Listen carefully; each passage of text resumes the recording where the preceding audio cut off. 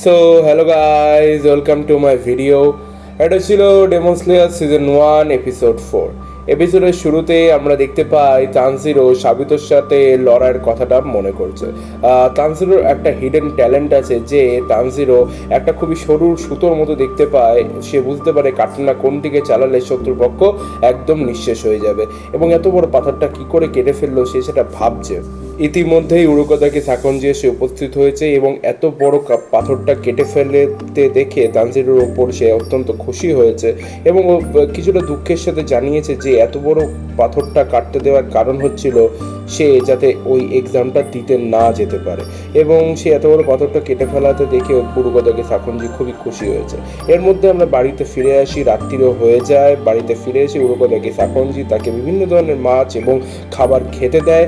এত ধরনের খাবার রান্না হয়েছে দেখে তানজিরো রীতিমতো অবাক হয়ে যায় এবং উরুকোদাকি সাকনজির কাছে জিজ্ঞাসা করে যে এত ধরনের খাবার কেন রান্না হয়েছে। উরুকোদাকি সাকনজি বলে যে তুমি এত বড় একটা এক্সাম দিতে যাবে, পরীক্ষা দিতে যাবে, তার জন্য শরীরে খুবই বলের প্রয়োজন। তোমার মতো ইয়াং ছেলেদের একটুখানি না খেলে তোমরা লড়বে কি করে। তাই উরুকোদাকি সাকনজি নতুন নতুন খাবার তৈরি করে তানজিরোকে খেতে দেয়। খাবার থেকে উঠে তানজিরো তার লম্বা চুলগুলোকে কাটতে থাকে এবং কাটতে কাটতে চিন্তা করে।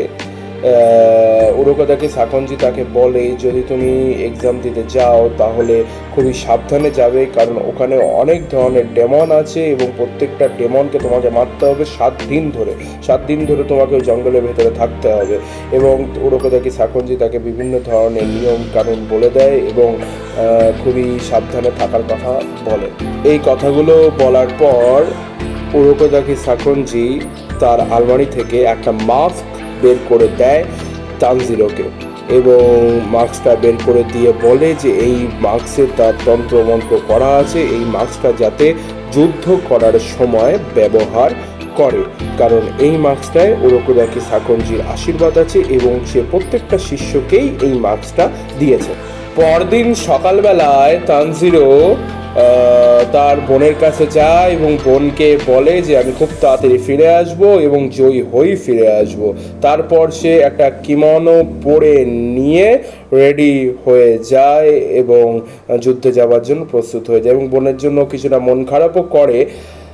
বোনকে আরেকবার শেষ দেখা দেখে তার হাতটা ধরে একটু ভগবানের কাছে প্রার্থনা করে নিয়ে সে রওনা দেয় যুদ্ধের দিকে, এবং উরুকোদাকি সাকনজির কাছেও সে আশীর্বাদ চেয়ে নেয়। তারপর সে টাটা বাই বাই বলে তার গন্তব্যের দিকে যেতে থাকে। যাওয়ার সময় উরুকোদাকি সাকনজিকে বলে যায় যে মাকুমো এবং সাবিতোর খেয়াল রাখবেন এবং থ্যাংক ইউ বলবেন। এটা শুনে উরুকোদাকি সাকনজি অবাক হয়ে যায়, মাকুমো এবং সাবিতোকে সে জানলো কি করে। দেখতে দেখতে সকাল থেকে রাত্রির হয়ে যায় এবং তানজিরো তার গন্তব্যে পৌঁছেই গেছে প্রায়, এবং যাওয়ার সময় তানজিরোর চোখে পড়লো এক বিশেষ ধরনের ফুল, বেশ জাঁকজমকপূর্ণ ফুলটা, এবং পুরোটা জঙ্গল যে এই ফুলটা আছে। তানজিরো সেই ফুলগুলো দেখে নিয়ে ওপরের দিকে উঠতে থাকে, এবং ওপরের দিকে ওঠার পর সে লক্ষ্য করলে তার মতনই প্রচুর ছাত্রছাত্রীরা এক্সাম দিতে এসছে এবং এক্সামে পাস করতে এসছে। তার মধ্যে বিশেষ ধরনের ছাত্রছাত্রীদের তোমরা দেখতেই পাচ্ছ, এবং এদের নাম, এদের পরিচয় আমরা সেটা পরের ভিডিও নাহলে তারপরের ভিডিওতে আমরা আলোচনা করব। এখানে আমরা দেখতে পাই দুটো পরিচালক তথা কর্ণধারকে। তারা ভালোভাবে ওই পরীক্ষার্থীদের বুঝিয়ে দিচ্ছে যে কি করে কি করতে হবে। 7 দিন এই জঙ্গলে তাদেরকে কাটাতে হবে সকাল থেকে সন্ধে পর্যন্ত, তারপরে তারা গিয়ে এই পরীক্ষায় উত্তীর্ণ হতে পারবে। তানজিরো এটা দেখে একটু ভয়ই পেয়ে যায়, কারণ 7 দিন এই ডেমনদের জঙ্গলে কাটানো খুবই কঠিন বলে মনে হচ্ছে। তানজিরো তারপর দৌড়াতে থাকে এবং দৌড়াতে দৌড়াতে তার বোনের কথা ভাবতে থাকে যে এই পরীক্ষায় তাকে পাশ করতেই হবে, তারপর সে ডেমন স্লেয়ারের আর্মিতে ভর্তি হতে পারবে। দৌড়াতে দৌড়াতে তানজিরোর নাকে ভেসে আসে একটা ডেমনের স্মেল। সেটা দেখে সে ওইখানেই দাঁড়িয়ে যায় এবং দেখতে থাকে চারিধারে কোথায় ডেমন। এর মধ্যে আমরা দেখতে পাই ওপর থেকে দুটো ডেমন তানজিরোর দিকে হামলা করেছে। এটা একটা ডেমন এবং তার পেছনেই আরেকটা ডেমন হামলা করেছে তানজিরোর দিকে। হামলা করতে করতে তানজিরো লক্ষ্য করে যে ডেমন তো ওদের দুজনের মধ্যে লড়াই শুরু করে দিয়েছে। তানজিরো লক্ষ্য করছে যে ওরা দুজন বলাবলি করছে যে কে আগে তানজিরোর দিকে হামলা করবে বা খাবে। এই বলে দুজনেই তানজিরোর দিকে হামলা করে দিয়েছে। তানজিরো সেলফ ডিফেন্স মোডে চলে গিয়েছে।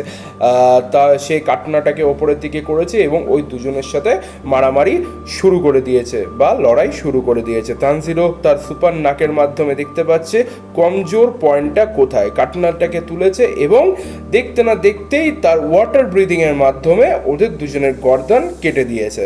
অর্থাৎ ডেমনের ইতিহাস ওখানেই শেষ হয়ে গিয়েছে। সে পেছন দিকে তাকায় এবং লক্ষ্য করে যে ওই দুজন ডেমন ওখানেই মরে পড়ে গিয়েছে।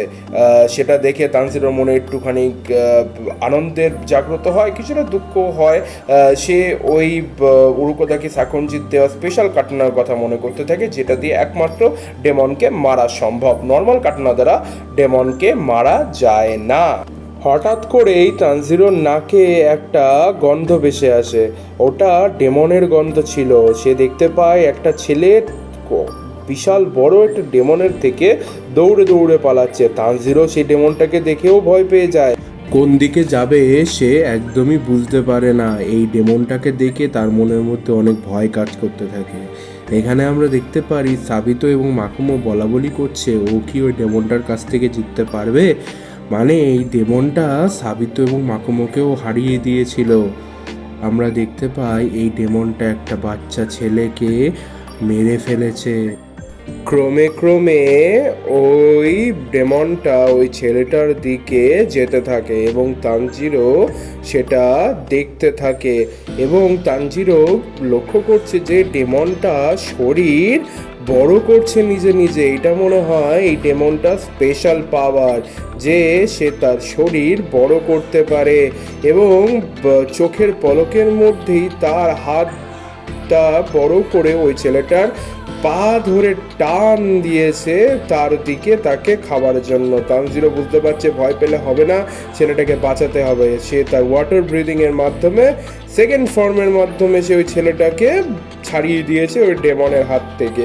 ডেমনটা তানজিরোকে দেখে চিনতে পেরে গেছে যে এইটা মনে হয় উরুকোদাকি সাকুনজিরই শিষ্য, কারণ ওই মাস্কটা যে তানজিরো পরে আছে সেটা একমাত্র উরুকোদাকি সাকুনজির তার শিষ্যদেরই দিয়ে থাকে। তানজিরো এই কথাগুলো শুনে কিছুটা অবাক হয়ে যায় এবং ওই ডেমনও তাকে পরপর ঘটনাগুলো বলতে থাকে যে উরুকোদাকি সাকুনজির শিষ্যরা যখন আসতো ও এক এক করে মারতো। মোট 9 জন না 7 জন শিষ্যকেও মেরে দিয়েছে। তানজিরো সেটা শুনে অবাক হয়ে যায় এবং তার মাথায় আসে সাবিতো কি তাহলে মৃত ব্যক্তি? তাহলে ও সাবিতো এবং মাকুমোকে দেখতে পেলো কি করে? ও যে ওদের কাছ থেকে ট্রেনিং নিয়ে আসলো সেটা কি করে সম্ভব হলো? তারপরে ও বুঝতে পারলো যে এই ডেমনটাকে মারার জন্যই ওরা ওকে সাহায্য করেছিল ট্রেনিং করাতে।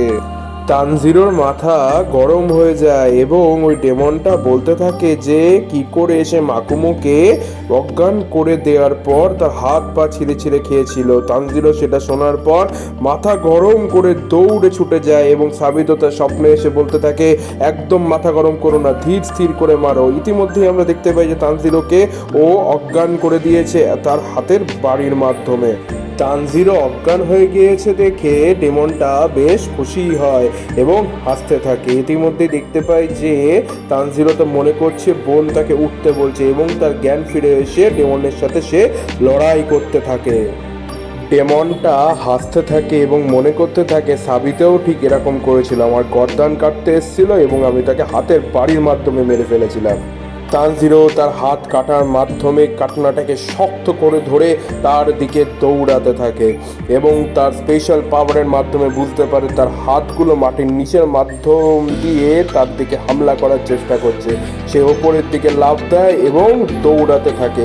মাকুমো ভাবে কি তানজিরো জিততে পারবে? তার দাদার কাছে সে জিজ্ঞাসা করে তানজিরো কি জিততে পারবে? সে বলে তুমি ভুলে যেও না এত বড় পাথরটা কিন্তু ওই কেটেছিল। ওই ডেমনটা অবশেষে ভয় পেয়ে যায় যে তানজিরো এত স্পিডে দৌড়াতে আসছে এবং তানজিরো তার ওয়াটার ব্রিদিং এর মাধ্যম দিয়ে চলে যাচ্ছে ওর গর্দান কাটার উদ্দেশ্যে।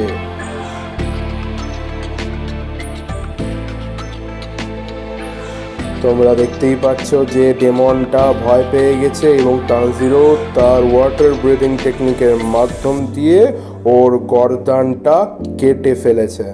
সো গাইস, কেমন লাগলো আমার ভিডিওটা প্লিজ কমেন্ট করে জানিও।